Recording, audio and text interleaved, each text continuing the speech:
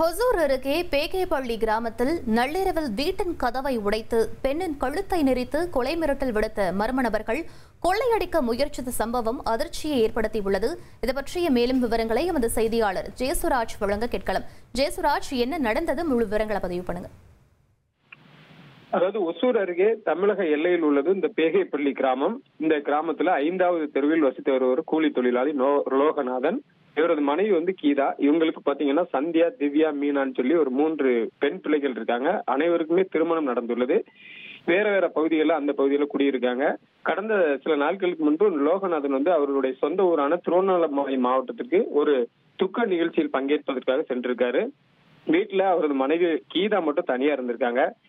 அப்போ அவங்களுக்கு உதவியா அவருடைய மூத்த மகள், அவங்களுடைய 2 பெண் குழந்தைகளும் இருந்திருக்காங்க. நள்ளிரவு நேரத்துல அந்த பகுதிக்கு வந்த 5 மர்ம நபர்கள் அவருடைய வீட்டினுடைய முன்பக்க கதவை உடைத்து உள்ளே புகுந்து கொள்ளையடிக்க முயற்சி மேற்கொண்டுள்ளனர். அதனால அவரை சத்தம் போட்டு அலறியுள்ளார். அதே நேரத்துல இரும்பு கதவையும் உடைத்து மரக்கதவையும் உடைத்து உள்ளே அந்த 5 மர்ம நபர்களும் உள்ளே நுழைந்து கீதாவினுடைய கழுத்துல இந்த ஸ்க்ரூ டிரைவர், அது போக அந்த மற்ற ஆயுதங்களையும் வைத்து அவரை மிரட்டி தங்க நகைகளையும் பணத்தையும் கொடுத்து விடு அப்படின்னு சொல்லி மிரட்டி இருக்காங்க. அந்த நேரத்துல அவர் அதுக்கு முன்னதாகவே இந்த கதவை உடைக்கும் முன்னதாகவே அவங்க மகள்களுக்கு செல்போன் மூலம் தகவல் அளித்துள்ளார்.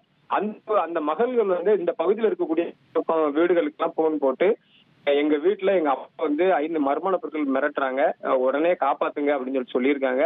பக்கத்துல இருக்கிறவங்க எல்லாம் மின் விளக்கு ஒளிர விட்டு சப்தம் போட்டு விரட்டியதால் அந்த பகுதியில தங்களை பிடித்து விடுவார்கள் அப்படின்னு சொல்லி அந்த மர்ம நபர்கள் அங்கிருந்து ஓட்டம் பிடிச்சிருக்காங்க. இது சம்பந்தமா சிப்காட் காவல் நிலையத்துல இந்த கீதா குடும்பத்தினர் புகார் அளித்திருக்காங்க. அதன் பேர்ல வழக்கு பதிவு செய்து போலீசார் விசாரணை நடத்தி வருகின்றனர். இதனிடையே அந்த பகுதியில மர்ம நபர்கள் சுற்றி தெரியும், இரவு நேரங்களில் சுற்றி தெரியும் வீடியோ காட்சிகள் அந்த பகுதியில சமூக வலைத்தளங்கள் பரவி பெரும் பரபரப்பை ஏற்படுத்தியுள்ளது. அது எல்லை கிராமம்.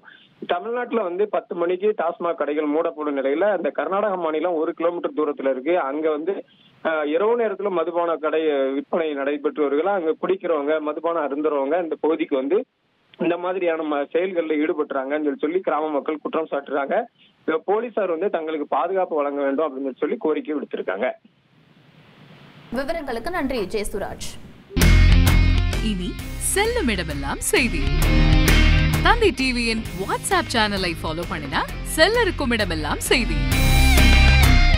இதோ QR கோட் இப்பவே ஸ்கேன் பண்ணுங்க, ஃபாலோ பண்ணுங்க.